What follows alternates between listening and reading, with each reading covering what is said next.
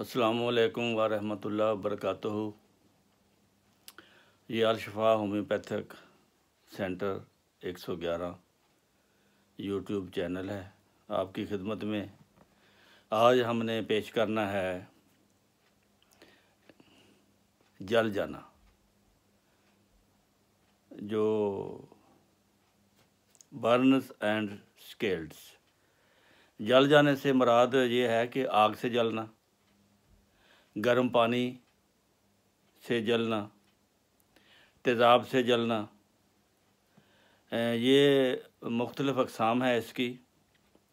ज़्यादा अगर जिस्म जल जाए तो अमूमन मौत वाक़या हो जाती है, लेकिन अगर थोड़ी जगह जली हो तो उस जगह को ये पहले एहतियाती तदाबीर ये करनी चाहिए कि ठंडा पानी उस पर नहीं डालना, बल्कि उस जगह को आग के करीब रखना है, सेक देना है। इस तरह गर्मी निकल जाएगी, कोई आंवला नहीं पड़ेगा। ये सबसे पहली परहेज़गारी है।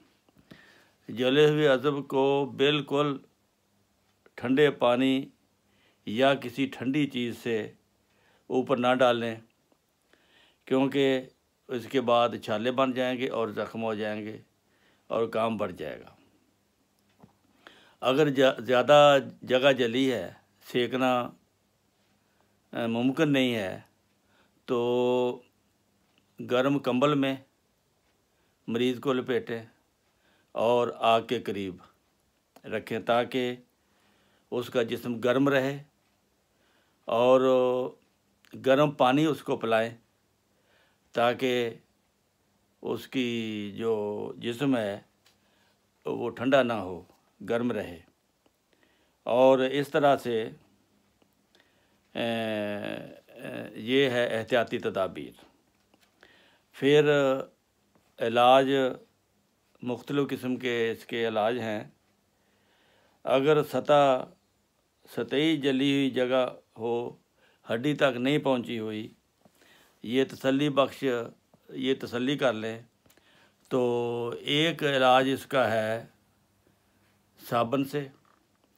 वो साबुन जिसमें सोडा कास्टिक बहुत कम हो, बेअसर किया गया हो, इसे बारीक छील लें, नीम गर्म पानी में इसकी लेई सी बना लें और कपड़े पर लगाकर वो कपड़ा उसके ऊपर लगाएं।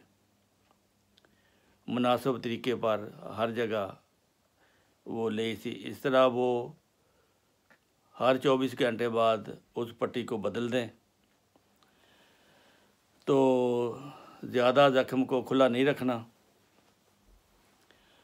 प्लास्टर तब्दील करते वक्त ज़ख्मों को धोना या किसी और तरीके से छेड़ना ये भी मुनासिब नहीं है।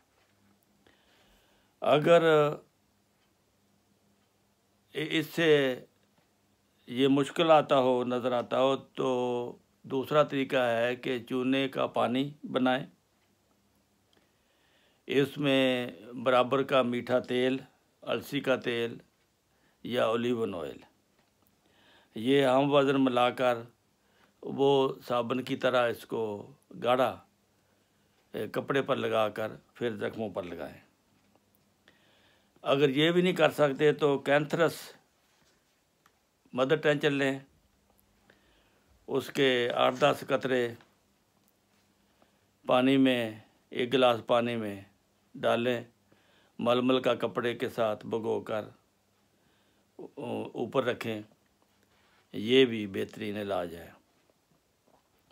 ज़्यादा गर्म ग़िज़ा खाने से अगर मुंह, गला या मैदा में जलन है या छाले हो गए हैं तो कैंथरस इसका इलाज है। कैंथरस 3x 3x में पानी में डालकर मुनासिब वक्फा से चमचे से मुंह में डालें, और कैंथरस से जलन बंद ना हो तो फिर आर्सेनिकम एल्बम 6x जो है उसको इस्तेमाल करें। तेज़ाबात यानी तेज़ाब से, गंधक का तेज़ाब या दूसरे तेज़ाब से बाद दफ़ा जल जाने पर चूने का पानी जो है वो इस्तेमाल करना फ़ायदेमंद है। तो अगर ज़ख़म बन जाए तो साबुन का प्लास्टर या कास्टिकम 6x सलूशन बनाकर कपड़े पर कपड़ा भिगोकर फिर ऊपर रखें, या कैलेंडुला मदर टेंचर उसको पानी में उसका लोशन बनाकर मलमल का कपड़े पे लगा कर फिर आप ऊपर लगा सकते हैं। दर्द शदीद हो, ज़ख्मों से बू आने लगे तो चूने का पानी और तेल का सलूशन, जिसका पहले भी जिक्र किया गया है, ये बेहतरीन है। अगर बुखार हो साथ तो फिर एकोनाइट 6x में या 30 में। अगर जल जाने से तशन्नुज पैदा हो तो फिर इसका है कैमोमिला। अगर हाथ पाँव और जिस्म सूज जाए तो फिर कलकेरिया कार्ब देनी है। अगर जलन से आराम आता है, जलन को गर्मी से आराम आता है, तो आर्सेनिकम एल्बम है। अगर जलन को गर्मी से तकलीफ़ होती है, ज़्यादा बढ़ती है गर्मी से, तो फिर सीकेल कार दवाई है। तो क़ुव्वत हयात की कमज़ोरी में अगर जिस्म ठंडा हो गया है तो मरीज़ के अंदर जलन है तो कार्बोवेज उसका बेहतरीन इलाज है। कैंथरस जो है ये मुजर्रब है, ये बिन देखे बिन सोचे खाने को भी दें और ऊपर लगाने को भी दें। और पिपरामेंट ऑयल जली हुई जगह पर लगाने से दर्दें फ़ौरन रुक जाती हैं। ऑयल में पिपरामेंट हाल करके उसके ऊपर लगाएं तो जलने का ये जो अमल है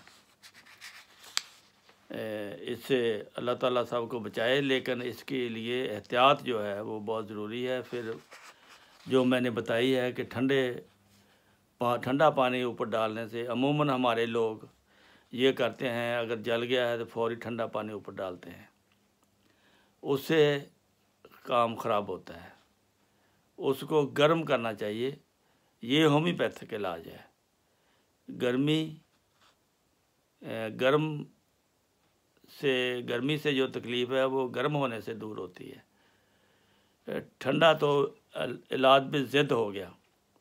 इसलिए आप अगर ये करके देखें, जले हुए को गर्मी पहुँचा के देखें तो उसको ज़ख़म भी ठीक जल्दी होगा और उसको छाले वगैरह भी नहीं पड़ेंगे, बल्कि जिस्म पर निशान वगैरह भी नहीं पड़ेंगे। तो ये इसका इलाज है। कैंथरस से करें या कैलेंडुला से करें। और खाने के लिए अद्वियात मैंने बता दी हैं।